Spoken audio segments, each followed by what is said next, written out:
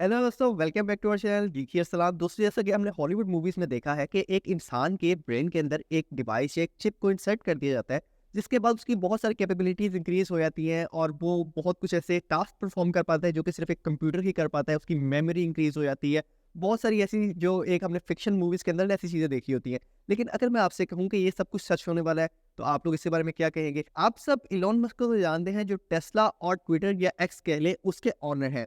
उनका एक प्रोजेक्ट था न्यूरल लिंक नाम से, जिसने सक्सेसफुली फर्स्ट ब्रेन इम्प्लांट कर लिया है, यानी कि ह्यूमन ब्रेन के अंदर एक चिप इंसर्ट कर ली है सक्सेसफुली, जिसके बाद से वो चिप इंसान के अंदर जाके कंप्यूटर का काम करेगी। और ये कहना गलत नहीं होगा कि हम एक स्टेप और ज्यादा आगे बढ़ चुके हैं अपने सेल फोन्स को, स्मार्टफोन्स को, अपने कंप्यूटर को अपने ब्रेन के अंदर इम्प्लांट करने में। Elon Musk was the first person to propose the idea of brain to computer interface and later it was known as neural ness in 2016। Elon Musk की इस आइडियोलॉजी का मकसद ये था कि एक ऐसी चिप हो, एक ऐसा इम्प्लांट हो जो ह्यूमन ब्रेन के अंदर जाए और उसके बाद वो उसके ह्यूमन ब्रेन के सिग्नल्स को रीड करे और उसको डायरेक्टली डिलीवर करे डिजिटल सिस्टम्स के अंदर। आज तक जितनी भी डिजिटल डिवाइसेज हैं उनको कंट्रोल करने के लिए हमारे पास बहुत ही लिमिटेड सी ऑप्शंस हैं। लाइक अगर मैं कंप्यूटर की बात करूं, तो कंप्यूटर को कंट्रोल करने के लिए हमारे पास माउस और कीबोर्ड की ऑप्शन है, जिसके थ्रू हम इनपुट देते हैं।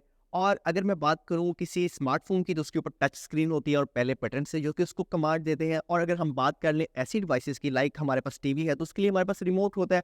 और कैमरा, तो हम उसे फिजिकली भी उसको हम कंट्रोल कर सकते हैं और मोबाइल एप्लीकेशन के भी जरिए हम उसको कंट्रोल कर सकते हैं। लेकिन आप सोच के देखिए कि अगर ये सारी की सारी एक्सेसरीज को कंट्रोल करने के लिए हमें किसी मीडियम की जरूरत ही ना रही। फॉर एग्जाम्पल, अगर मैंने कंप्यूटर को कंट्रोल करना है, तो मेरे माइंड के अंदर जो चीज़ चल रही है वो डिजिटली जो सिग्नल को डिलीवर कर रहा है डिजिटल डिवाइस के अंदर या कंप्यूटर के अंदर, तो मुझे माउस या कीबोर्ड की जरूरत ही नहीं है। या अगर मुझे किसी कैमरा को कंट्रोल करना है, तो मुझे किसी वायरलेस रिमोट की या किसी मैंने स्मार्टफोन को यूज़ करना है या टीवी को यूज़ करना है, तो मुझे किसी मीडियम की ज़रूरत नहीं है। मैं सिर्फ दिमाग में सोचूंगा और वो परफॉर्म हो जाएगा एक्शन। 2016 में जब न्यूरालेस प्रोजेक्ट बन गया, तो इसके 4 ही साल के बाद इसका फर्स्ट जो क्लिनिकल ट्रायल था वो एक पिग के ऊपर हुआ। और उसके अगले साल 2021 के अंदर ये एक मौके के ऊपर परफॉर्म हुआ। और अब तक हमें बहुत ही फन और एक गेम सी फील हो रही थी, यानी कि कभी पिग के अंदर हो रहा है, कभी मौकी के अंदर इम्प्लांट हो रहा है। लेकिन इस वीक जो हुआ वो हैरानकुन था। वो ये था कि एलन मस्क की कंपनी ने इस बात को क्लेम किया कि उन्होंने फर्स्ट टाइम उन्होंने ह्यूमन ब्रेन के अंदर चिप को इम्प्लांट कर दिया है। और न्यूरालिंक ने अपने फर्स्ट प्रोडक्ट का नाम टेलीपैथी रखा है। और ये टेलीपैथी वही प्रोजेक्ट है जिसके बारे में मैंने अभी आपको बताया इस वीडियो के अंदर, कि आप किसी मीडियम के बगैर किसी भी डिजिटल डिवाइस को कंट्रोल कर सकेंगे। अब देखिए, हाल ही में तो कोई ऐसा एक्सपेक्टेड नहीं है, ना ही उन्होंने कोई ऐसे अनाउंसमेंट की है कि मैथ स्केल के ऊपर ह्यूमन ब्रेन्स के अंदर इम्प्लांट किया जाएगा। ऑल्दो इसका जो इम्प्लांट था वो सक्सेसफुल था, लेकिन अभी से क्लिनिकल ट्रायल्स चल रहे हैं। और ये हो सकता है कि आने वाले नियर फ्यूचर के अंदर ये ह्यूमन ब्रेन्स के अंदर इम्प्लांट हो और हम भी अपनी कंट्री के अंदर देखें कि यार कोई बंदा अपने दिमाग के अंदर चिप उसने इम्प्लांट कराई और वो घूम रहा है। और वो कंप्यूटर, अभी आपने देखा है वो एप्पल की जो वीआर जो प्रोडक्ट आया है, वो इतना एक अजीब सा लग रहा है कि लोग हवा के अंदर ऐसे ऐसे ऐसे क्लिक कर रहे हैं। आपने अगर अभी तक नहीं देखा तो आप यूट्यूब के ऊपर जाके देख सकते हैं।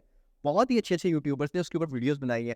तो आप ये सोचें कि यार अगर उसके बगैर आप, एक इंसान जो है उसने कुछ वीआर ग्लासेस भी नहीं पहने हुए और वो इस तरह हवा में लगा हुआ है और कुछ कंट्रोल कर रहा है और अपनी डिवाइसेस को कंट्रोल कर रहा है, तो ये फन तो है, ये सुन के अच्छा तो लगता है, लेकिन ये डर भी लगता है इन चीज़ों से कि यार अगर उसका कोई इस तरह का साइड इफेक्ट हुआ या कुछ भी हो सकता है। यार अब मेरे जैसा जो देसी बंदा है वो तो डरेगा यार इस तरह का इम्प्लांट कराने से। ये जो टेलीपैथी इम्प्लांट होगा दोस्तों, ये कोई आम ह्यूमन बीइंग्स के लिए नहीं है। इवन इलॉन मस्क की भी इसके पीछे यही आइडियोलॉजी थी कि जिन लोगों को ब्रेन एंड स्पाइन इश्यूज है, जिनको प्रॉब्लम्स है, उनकी प्रॉब्लम को सॉल्व करने के लिए इम्प्लांट किया जाएगा।